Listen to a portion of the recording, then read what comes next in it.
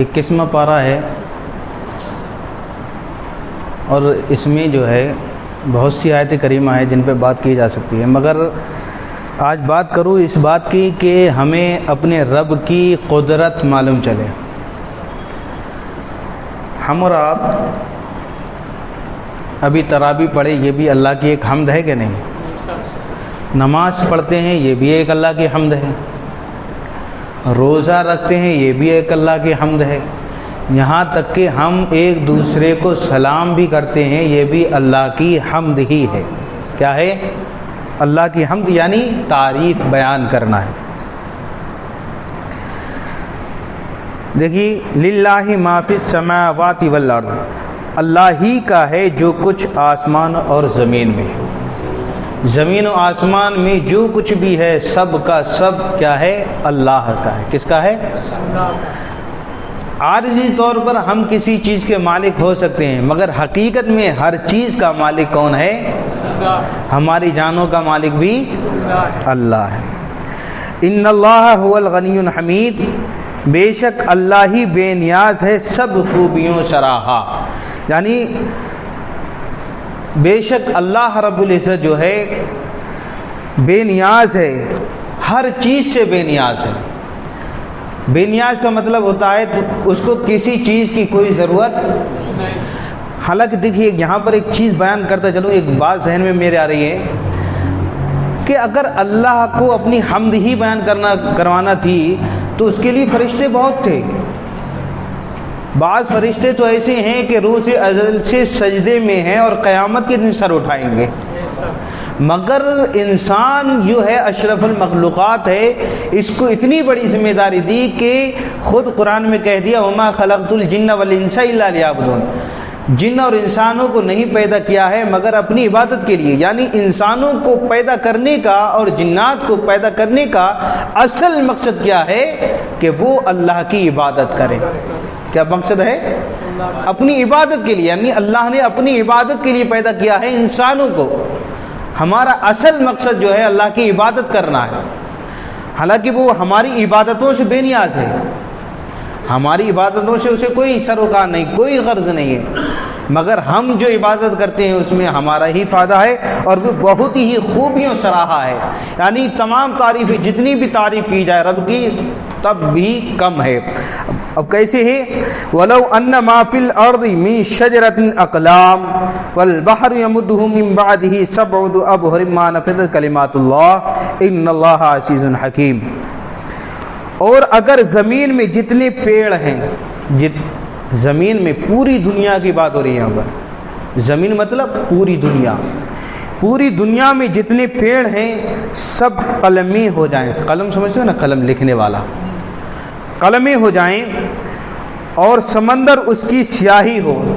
کتنے ہم 7 سمندر جانتے ہیں نا، 7 سمندر ندی نالے جو بھی ہیں، دریا جتنے بھی ہیں، سارے کے سارے جو ہیں سیاہی ہو جائیں، ایک قلم اور ایک سیاہی، ان دونوں کا ہی تو سمبند ہے لکھنے کے لیے، سیاہی ہو جائیں، اس کے پیچھے 7 سمندر اور، یعنی یہ 7 سمندر، اس کے اوپر بھی 7 سمندر اور ہوں، تو اللہ کی باتیں ختم نہ ہوں گی۔ کیا ہے؟ تو اللہ کی باتیں ختم نہ ہوں گی۔ بے شک اللہ عزت والا حکمت والا ہے۔ یہاں پر میں اگر تھوڑی سی بات وضاحت کے ساتھ کروں تو یوں سمجھیے کہ 7 سمندر ہوں اور پلس 7 سمندر ہوں، یہ سارے کے سارے ان کو سیاہی میں بدل دیا جائے، ٹھیک ہے، اور پوری دنیا کے جتنے چھوٹے پیڑ ہوں یا بڑے پیڑ ہوں، سارے پیڑوں کو قلم بنا دیا جائے، اور ان قلموں سے اور سمندر کی سیاہی سے 7 دونی 14 سمندر ملا لو تب بھی ان کے اللہ کی جو ہے تعریف لکھنا شروع کی جائے، تعریف لکھتے رہو، یہ سارے پیڑوں کے قلم ختم ہو جائیں گے اور ساری سمندروں کی سیاہی بھی ختم ہو جائے گی، تب بھی اللہ رب العزت کی تعریف بیان نہیں ختم ہوگی۔ اس کی تعریف تم لکھتے لکھتے تھک جاؤ گے مگر اس کی تعریف کما حقہ بیان نہیں ہو سکتی۔ تو خود حضور نبی کریم صلی اللہ تعالیٰ علیہ وسلم ارشاد فرماتے ہیں میں نے بھی اپنے رب کی کما حقہ تعریف بیان نہیں کر پائی، جبکہ ہمارے سرکار سے، نبی آخر الزماں سے، حضور نبی کریم صلی اللہ تعالیٰ علیہ وسلم سے زیادہ کس نے رب کی تعریف بیان کی ہے؟ کوئی ہے ایسا جو آپ سے زیادہ تعریف بیان کر سکے؟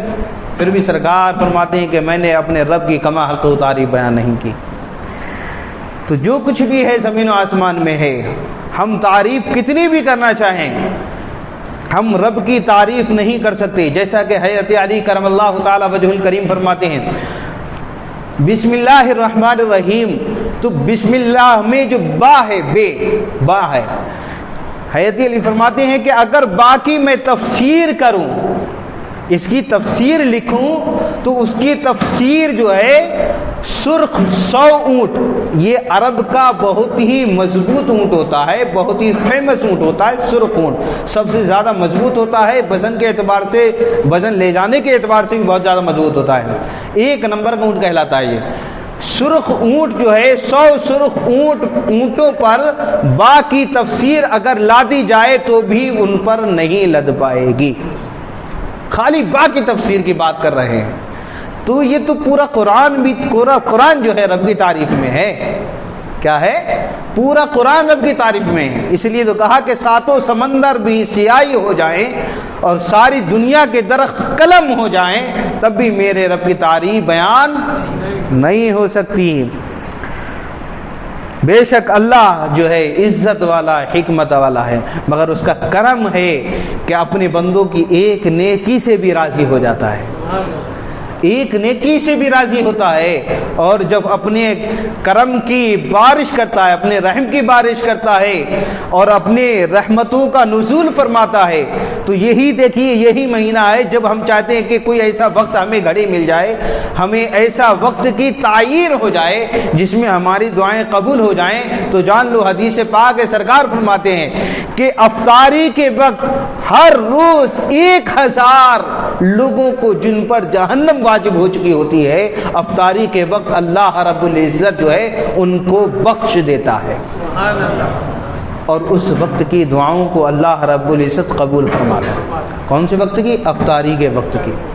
یہ کون سی گھڑی ہے؟ یہ گھڑی ہمیں جو بتانے والے کون ہے؟ سرکار ہے، تاکہ دعا مانگو، اپنے رب کو راضی کرو، کیونکہ روزے کی حالت جو ہوتی ہے وہی تو رب کو ادا پسند ہے۔ جو میں نے کہا کہ ہم تعریف روزہ رکھ کے تعریف کریں، کیسی بھی تعریف کریں، تعریف کما حق پوری نہیں کر سکتے، بیان نہیں کر سکتے، مگر یہ ہے کہ ہمیں اللہ کی رحمت سے مایوس بھی نہیں ہے کہ، اور یہ امید لگائے رہتے ہیں شاید ہماری ایک نیکی تیری بارگاہ میں قبول ہو جائے، اور وہی نیکی ہمارے لیے ذریعہ نجات بھی بن سکتی ہے۔ ما خلقکم ولا بعثکم الا کنفس واحدہ ان اللہ سمیع بصیر۔ تم سب کا پیدا کرنا اور قیامت میں اٹھانا ایسا ہی ہے جیسا ایک جان کا، بے شک اللہ سنتا دیکھتا ہے۔ دیکھیے ما خلقکم ولا بعثکم، تم سب کا پیدا کرنا یعنی ہمارا، تمہارا، ہم سے پہلوں کا اور جو آنے والے ان سب کا پیدا کرنا، یہ حکم سب کے لیے۔ ہم سے پہلے کتنے لوگ گزر گئے ہیں، ابھی ہم ہیں، ہمارے بعد بھی تو آئیں گے لوگ نا قیامت تک۔ تو کہ ما خلقکم، تم سب کا پیدا کرنا اور قیامت میں اٹھانا، قیامت میں ہر ایک کو اٹھانا ہے۔ ایسا نہیں ہے کہ مر کر کے ہم ختم ہو گئے، مٹی میں مل گئے، اب ہمارا کچھ نہیں ہوگا۔ مر کر کے جب ہم مر جائیں گے تو بھی دوبارہ ہم کو اللہ پھر زندہ فرمائے گا۔ کیا فرمائے گا؟ پھر دوبارہ زندہ فرمائے گا۔ تو تم سب کا پیدا کرنا اور قیامت میں اٹھانا ایسا ہی ہے جیسا ایک جان کا، جیسا ایک جان کا۔ بتا دے رہا ہوں تھوڑا،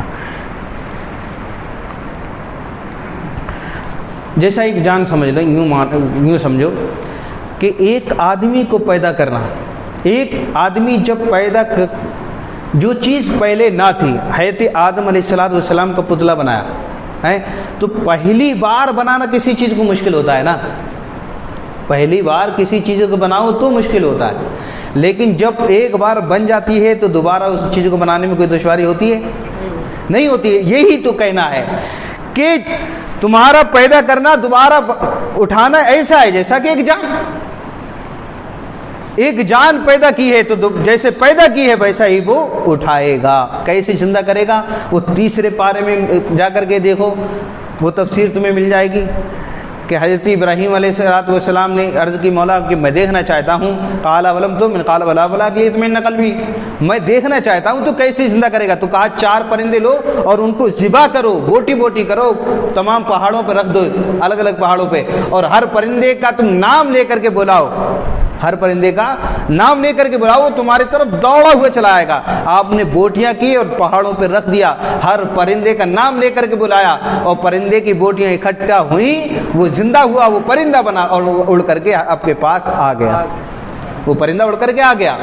تمام بوٹیاں الگ الگ ہیں, پھر بھی اللہ کے حکم سے کہ مرنے کے بعد کیسے زندہ ہوں گے, وہ اس چیز کو دیکھنے کے لیے کہ میرا دل مطمئن ہو جائے, تو دیکھا کہ پرندوں کی بوٹیاں کی ہیں, پھر بھی وہ اکٹھا ہو کر کے پرندہ بنا اور آپ کے پاس آ گیا. تو بے شک ہے تمہارا پیدا کرنا, تمہارا اٹھنا ایسا ہے جیسا کہ ایک جان.